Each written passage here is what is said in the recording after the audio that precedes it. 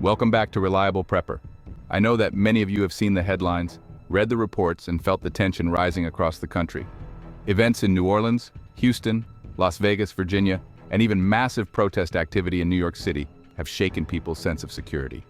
We're talking about vehicle attacks, explosive devices, arrests connected to possible sleeper cell networks, and questions about what it all means for our everyday lives.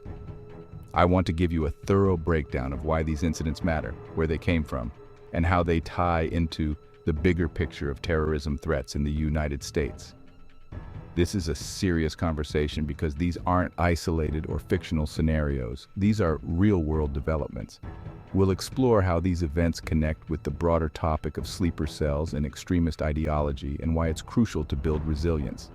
After I set the stage, I'll be asking you to take a few steps to level up your own preparedness. I'll also encourage you to check out the tagged products listed in this video, which could be game changers for your safety. Because at the end of the day, preparing doesn't mean panicking, it means protecting the people you love. So let's dive in.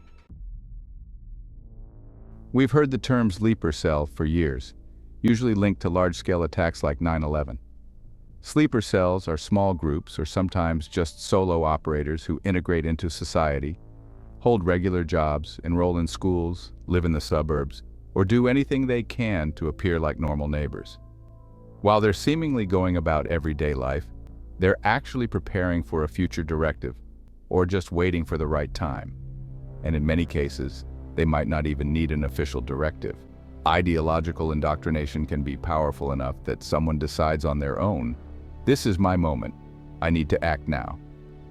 Why are people so concerned about sleeper cells right now? Because multiple incidents seem to be happening in quick succession. And each time, law enforcement in a variety of cities reports finding evidence of radical intent. Whether it's an ISIS flag, extremist literature, or known affiliations, these are indications that something bigger could be at play. But to fully grasp why this is so significant, we should first look at the actual events that have been unfolding. Over the past several months, the FBI and Homeland Security have warned that certain U.S. cities might harbor sleeper elements ready to move. Houston has been on that list, among others. Officials cite chatter in online extremist forums, arrests of individuals on watch lists, and even foreign intelligence intercepts that suggest an uptick in planned domestic attacks. So when we see major attacks happen and the suspects are traced back to those hotspots, it doesn't feel like a random coincidence. Historically, terrorists and their supporters have leveraged really basic methods to cause mass casualties. Think about 9/11, when 19 hijackers used box cutters to commandeer planes, or the Boston Marathon bombing, where pressure cooker devices were employed. It's not always about the sophistication of the tool. It's about hitting large gatherings and creating widespread fear. In New Orleans, the attacker used a pickup truck to plow into crowds gathered on Bourbon Street for New Year's celebrations, allegedly waving an ISIS flag. Many might recall that vehicle ramming attacks have been used in other countries too, like in France, Germany, and the UK, because it's relatively easy to do and can be extremely devastating. In this case, the driver was identified as someone with documented ties to extremist ideology, which underscores how real the threat of sleeper activity can be. The tragic events of 9/11 also taught us that large-scale infiltration and coordinated attacks can produce a shocking number of casualties before we even realize what's happening. The difference now is that we're seeing smaller-scale events, but in multiple cities, almost as if orchestrated or triggered by each other. The fear is that each successful attack might inspire additional copycats, or that there's a broader plan unfolding step by step. So this is why we can't just say, "Oh, it's just another random act of violence." There's a pattern that we can't ignore. In New Orleans, the incident with the Ford F-150 truck left 15 people dead and at least 30 injured. Police shot and killed the suspect at the scene. He displayed an ISIS flag and was on certain law enforcement radars due to prior suspicious behavior. The fact that law enforcement was aware of him but couldn't stop this attack in time reveals how difficult preemptive action can be. It's simply not possible to track every person 24/7, even if there are red flags. Houston became another focal point when FBI agents and local law enforcement descended on a neighborhood in the North Houston area, conducting multiple raids. They arrested individuals who were apparently connected to the New Orleans attacker Just imagine the panic that sets in when you find out a suspected accomplice or entire support network might be living next door. Neighbors reportedly saw SWAT teams rolling in at dawn, heard flashbangs, and realized in real time that their community was tied to an extremist plot. This is the reality. These networks can flourish even in quiet residential areas, especially if they keep a low profile. Then you have Las Vegas, where a Tesla Cybertruck exploded in front of the Trump International Hotel. Initially, some wondered if it was a battery malfunction. After all, the truck was electric. But investigators soon discovered a homemade explosive device. This is reminiscent of earlier warnings that terrorists might try novel approaches to confuse responders. Even more chilling is the fact that the suspect had apparently rented or borrowed the Cybertruck, possibly to avoid leaving a direct purchase trail. The Las Vegas Metropolitan Police then also dealt with a separate hostage situation on Fremont Street just hours later. If there's a strong link between these incidents, it suggests a planned sequence or chain reaction of violence. In Virginia, authorities uncovered what they're calling the largest seizure of homemade pipe bombs in FBI history. Over 150 devices inside one man's garage. That alone indicates serious potential for catastrophic harm if even a fraction of those bombs had been deployed. The suspect had a documented history of anti-government sentiments, posting extremist content online, and apparently using images of political leaders as targets. More charges are likely to follow, meaning the legal system is going to dissect every aspect of how he acquired the materials and what he intended to do with them. New York City saw large-scale protests referencing a global intifada.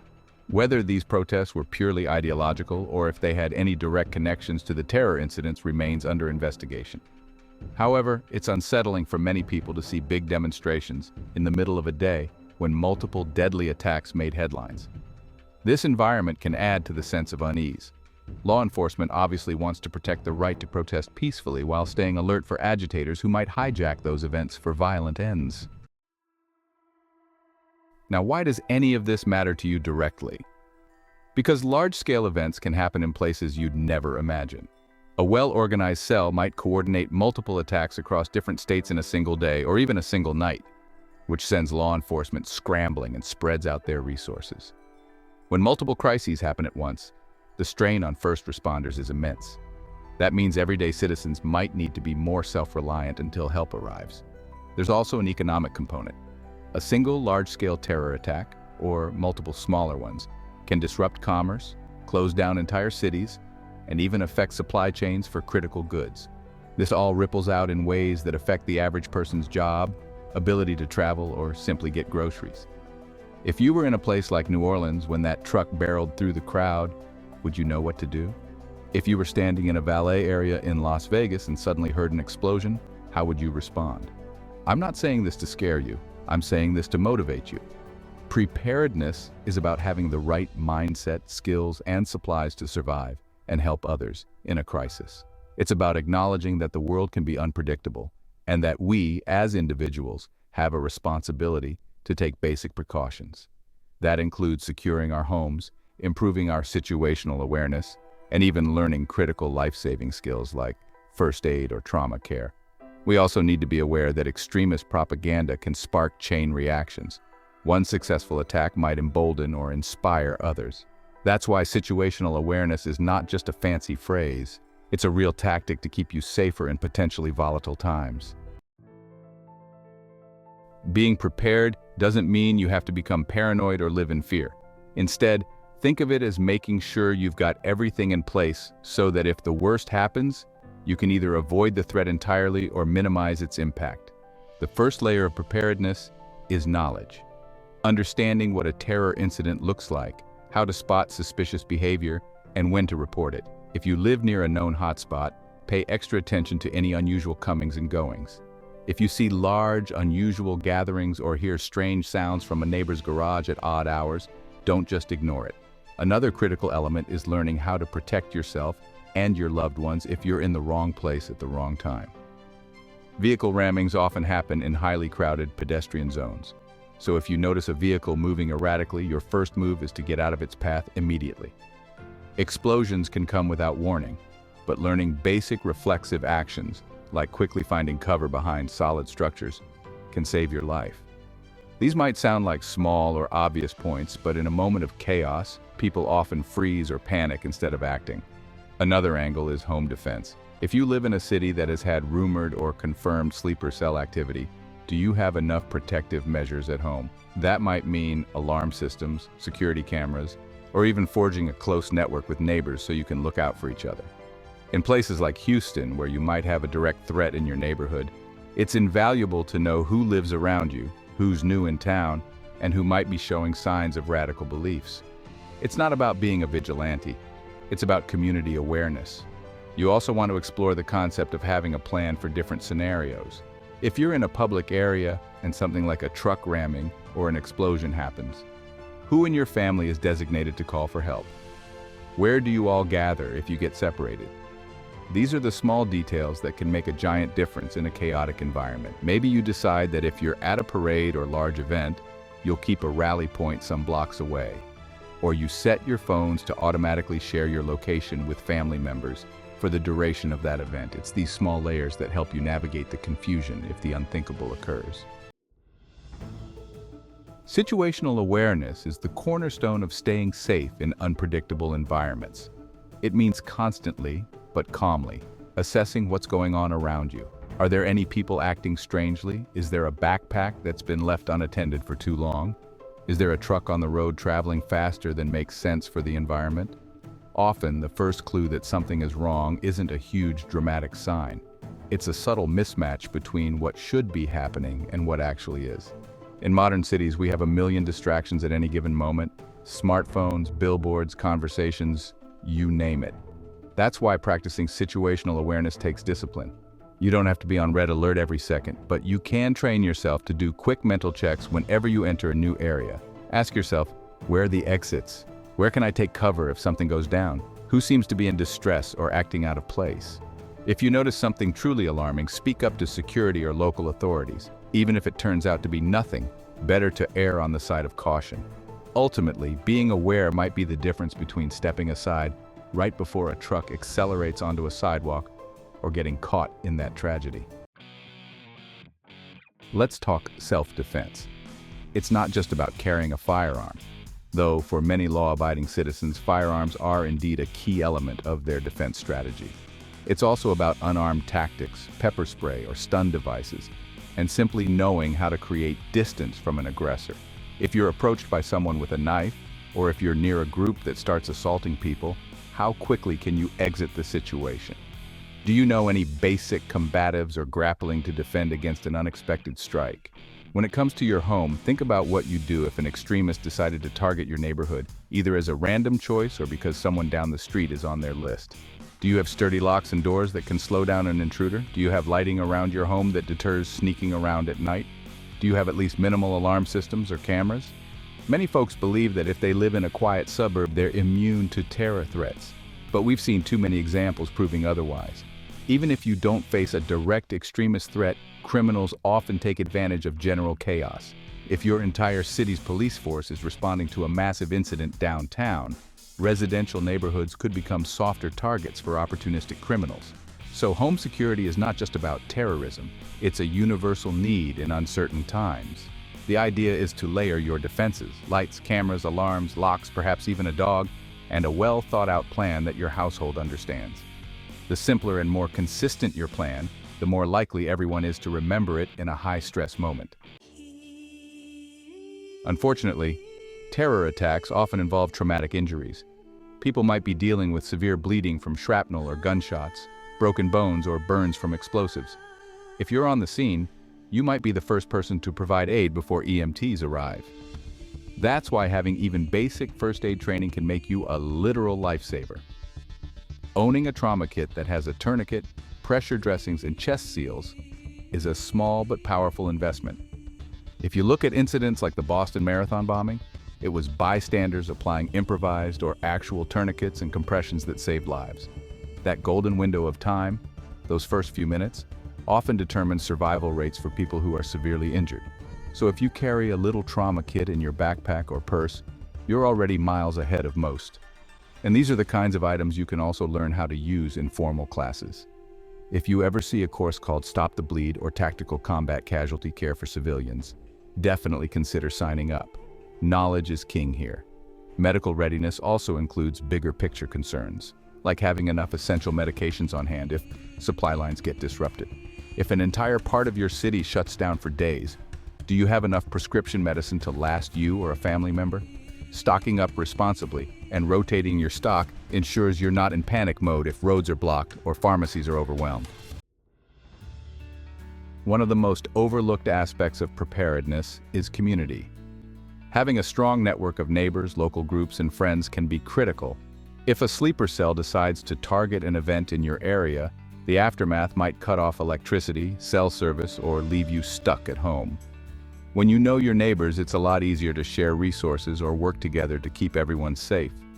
Imagine how helpful it is if you're away from home and a neighbor notices suspicious activity on your property, or if you need someone to check on an elderly family member. Community programs like CERT, Community Emergency Response Team, exist in many towns and can help you get training in basic disaster response. These can be anything from search and rescue to fire safety. This kind of local synergy builds resilience against a wide range of hazards, not just terrorism. Plus, it promotes a mindset of we're all in this together. And in times of national crisis, you'll see neighborhoods that are closely knit fare much better than ones where no one even knows each other's name. Local watch groups can also keep an eye out for extremist behavior. If someone new in the neighborhood starts making strange threats, ordering large amounts of suspicious materials, or is spotted carrying out unusual activities late at night, a cohesive community is much more likely to notice and report it before it escalates to a violent outcome. Ultimately, community synergy can be just as powerful a deterrent as having a police presence. After all, law enforcement can't be everywhere at once. This has been a serious talk about very real events and how they fit into the broader context of national security and personal preparedness. I understand it can be overwhelming. Learning about vehicles plowing through crowds, homemade explosives, potential sleeper cells in multiple cities, it's not the most comforting topic. But I really believe in the power of information to transform how we react and how we move forward. If you take away anything from today, let it be this. You have the power to reduce your risk, to protect your family and friends, and to stay one step ahead of threats. Realizing that danger can strike anywhere is the first step. The second step is using that knowledge to get prepared, upgrading your home security, training in first aid, building an emergency kit, and fostering strong community ties. This is exactly why I encourage you to check out the tagged products listed in this video. These are items and services I genuinely believe can enhance your readiness. Whether it's a high-quality trauma kit, a piece of everyday carry gear, or a training course, these resources can make a tangible difference in an emergency. Don't just sit on this information. If these incidents across the country, attacks in New Orleans, Houston connections, the Las Vegas explosion, the Virginia pipe bomb discovery, tell us anything, it's that we need to be proactive, not reactive. Talk to your friends and family about your emergency plan. Practice situational awareness in public. Consider what steps you can take to make your home a less vulnerable target. And if you're not sure where to start, begin with something simple like a first aid class or picking up an alert system that keeps you in the loop when suspicious activity is reported. Knowledge alone isn't enough. You have to put it into practice. Thanks for spending time with me on this important subject. If you found value in this discussion, share this video, give it a like, and tell me in the comments what preparedness steps you've already taken or plan to take. Make sure to check out the tagged products for the gear and resources that can help you on your journey. Stay safe out there, stay vigilant, and I'll see you in the next video.